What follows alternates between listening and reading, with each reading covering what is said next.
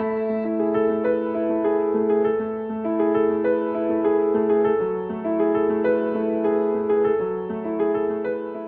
always been fascinated by the multi-dimensionality of light. It's both a very physical and real thing. I mean, it's the basic source of energy of the planet. It all comes from sunlight. And photons, we measure them and analyze them constantly. And at the same time, light is something very abstract. It's always been, to every ancient people, the symbol for the other world. We always imagine the higher dimension as a dimension of light. When you think about the saints with the auras around them, or we talk about enlightenment for connecting to consciousness and so on. So light has this other dimension that connects us to some very deep part within us. So this is really separate from the physical aspect of light. So light has this unique property to have these two very different polarities and dimensions. First of all, light is much more important than people realize. I imagine that one can in the future heal with light without even taking medicaments. Effects that light and colour can have on our systems, on our emotional well-being and on our consciousness are profound. And for me personally, I think that our understanding of light is in its absolute infancy, and that in fact, as we understand more about light and become more aware of different qualities that it possesses and all the things that it can show us, I think this is going to be very much a part of the next part of our evolution, in a way. It's often been said that the 21st century is the century of light, the century of the photon, and it's clear that light, both as a science and in our environment, is greatly expanding. And I mean, in terms of science, we could go into photonics and the way probably computers will run with light eventually. But also the whole science of healing with light is evolving very rapidly now. It's a very exciting time to be working with light, because only since the last 15 years has there been such an acceleration in research on the healing properties of light. We don't realize how important light is. It's only until when they don't feel well and they hear about it, how, let's say, how bad it is, the lightning, like here in the rooms and everywhere, and you get sick, that you realize it. In our society, the problem is the way we live is unhealthy, basically. So there is no sun in the school, nothing, and we need the light of the sun, we need the light of the moon, we need the natural light and the natural colors. It's like your stomach eats minerals and chemicals and calls it food. Your brain eats light and calls it color. And you'd say it's like a software to your brain. So most people got beautiful brains and lousy software. And of course they underperform. So color is a visual stimulant, it's a visual vitamin, and without it you'll go very grey. People who are interested in exploring the frontiers of light and of all the enormous benefits it can have, and also the enormous potential that it has, as well as being aware of, potential dangers. I mean, anything that's really potent has enormous potential in terms of doing good, and we also have to be very aware of any potential for harm, especially when we're using things in a way that nature hadn't intended in the beginning, as it were. we turn towards the ancient wisdom, because we were then in India working with a tantric master, and we realized there was a lot in the tantric, there was a lot of knowledge, because it was a scientific one since ages around light and colors. So we look into the Tibetan, we look into in different parts of the world, what they were using to heal people with color, light, sun, and there is a whole tradition on that. So for us, it was the only way to start with something. And there's a prehistory to this, and this goes back to Primrose Cooper. She started in Reading, a beautiful light conference, Reading University in '98. It was a milestone. And before then, Brian Breiling had published the Light Years Ahead book. And we started to see that light therapy can be developed much further. Because older light therapy in Europe was very primitive, but so it grew. Primrose made this stunning conference at Reading University, huge success. Then it was a repeat in 2001 in Cambridge University. We came together in 2003, a group of people, we were about 100 people, exploring therapeutic properties of light. And in many cases we were working alone in our countries without knowing so much about what was happening elsewhere. And that was the beauty of this association, is that at that point, at that first meeting, we really expanded the range of all of our work, because we created an international network of like-minded people. Light has such powerful potential, but there's a whole aspect of it that is not yet known enough in the world. And so that's really the function or the hope of the ILA, to spread the information about this. Well, ILA is an association of like-minded individuals who are interested in color and light from many different perspectives. That includes artistic, therapeutic, and scientific. I think the ILA's aim is to spread out the light, to learn about the light. The ILA is for everybody that's interested in light, in every sense, actually, every aspect.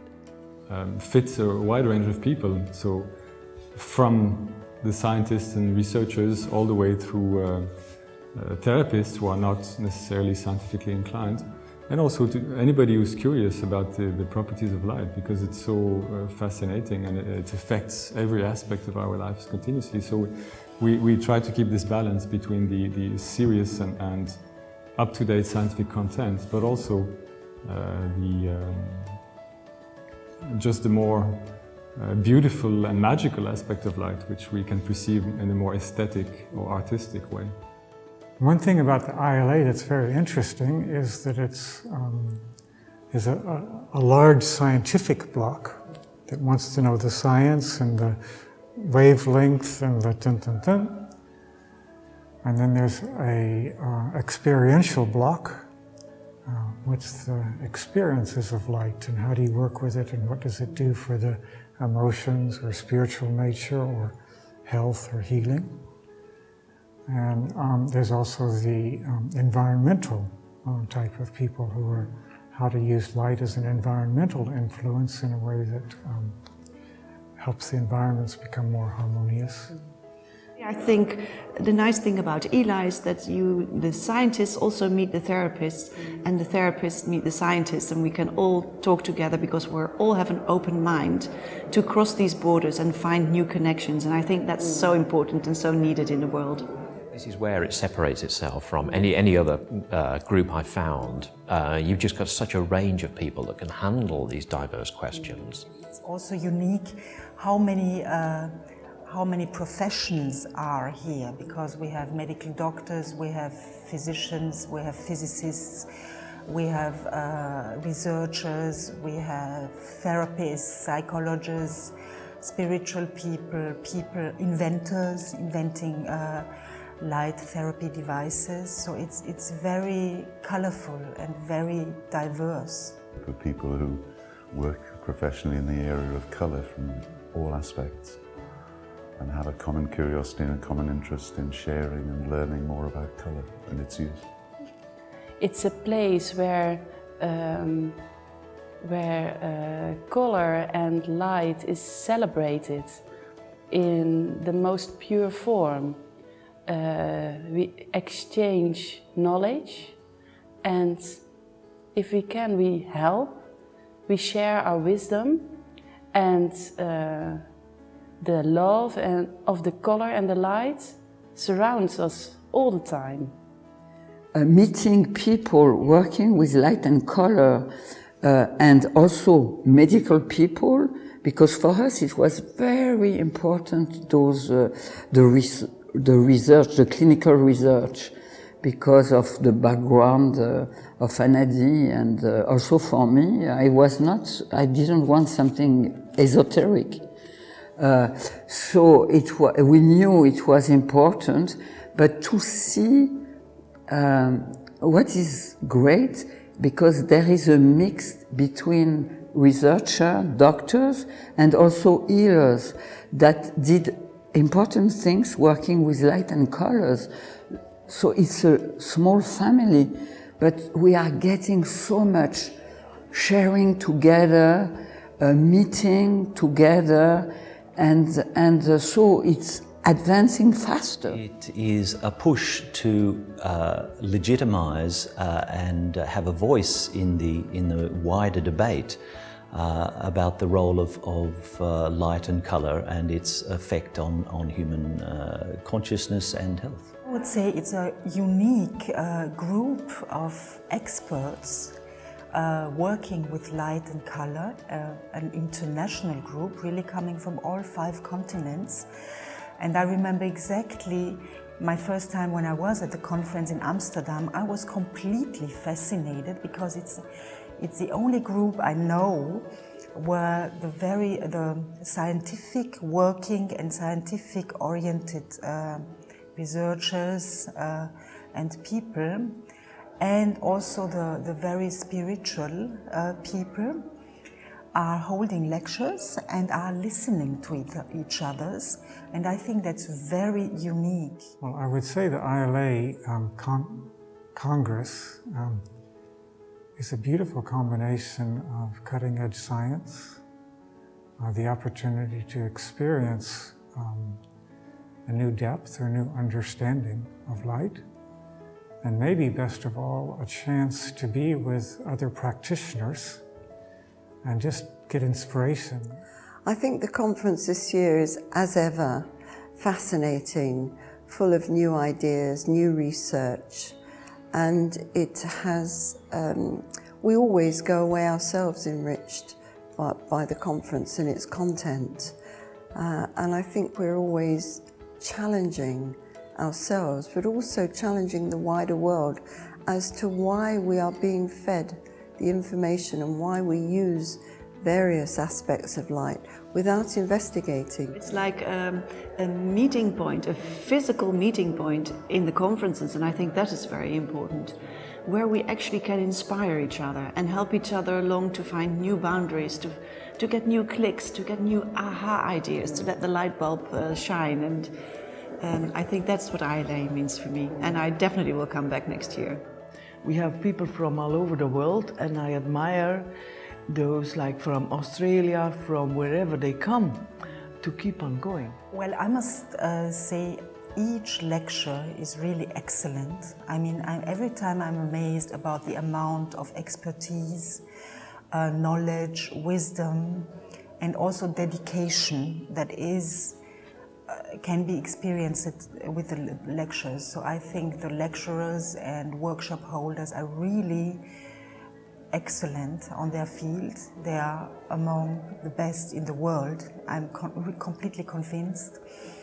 And it gives us people working with light and color, every time a very good background, scientific and understandable background of knowledge. Well, I found it very informative, really. I think there are so many new things since I even was studying color. Many times I received a lot of information it's a good sort of experience for me. Well, certainly communication, education,